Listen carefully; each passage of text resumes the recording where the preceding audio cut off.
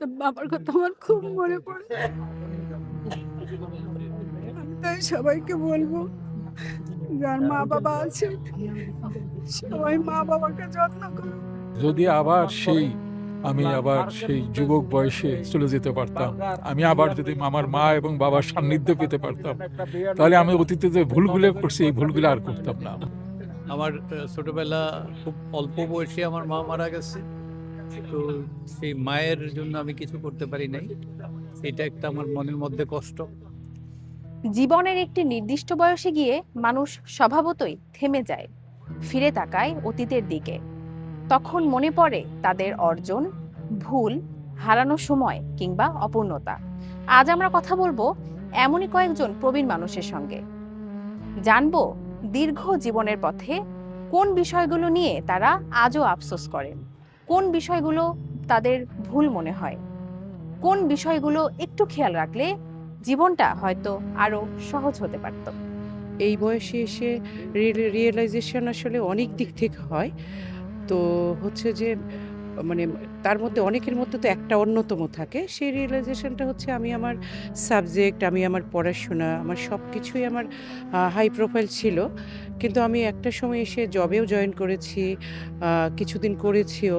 কিন্তু তখন হচ্ছে আমার বাচ্চারা ছোট। বিভিন্ন কিছুর জন্য, বিভিন্ন পারিপার্শ্বিক অবস্থার জন্য ছেড়ে দিয়েছি। তো এখন এই বয়সে এসে মনে হয় যে মানে কোনো একটা অর্গানাইজেশনে কোনো একটা মানে ইয়েতে থাকলেই বোধহয় ভালো হতো। এখন এসে মানে যেমন বাচ্চারা বড় হয়ে গিয়েছে, বিয়ে দিয়ে দিয়েছি। এখন একা লাগে, লোনলি লাগে, মনে হয় যে একটা কিছু করি, কিন্তু এখন তো আর আমার করার বয়স নেই, সময় নেই। ইচ্ছা ছিল যে হায়ার স্টাডিজ নিয়ে আমি বাইরে গিয়ে পিএইচডি করব, কিন্তু দারিদ্র দুঃসগুণ রাশি নাশি, আমি পারি নাই সেটা।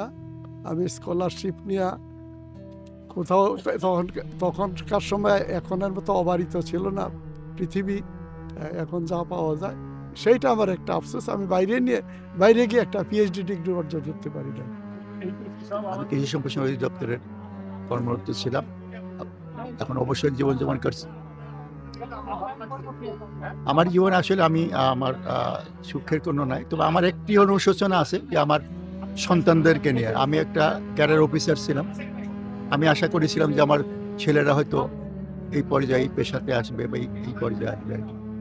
এটা তারা হইতে পারেনি। এটা আমার জন্য এটা লাগে যখন আমি একটা পরিচয় দিই, তখন আমার একটা আইডেন্টিটি আছে আর কি।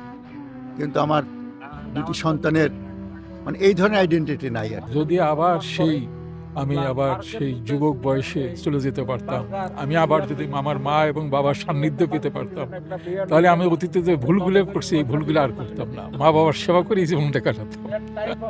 আমি ভালো গান গাইতে পারতাম, তো গানটাকে আমি কোনোদিন চর্চা করিনি বা আমি সেটাকে সেভাবে শিখতে পারিনি।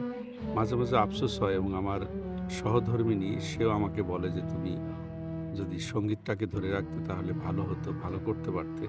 আমি চিন্তা করছি যে আমার নিজের জন্য আমি এখন কিছু করতে চাই, মানে আমি কিভাবে ভালো থাকবো।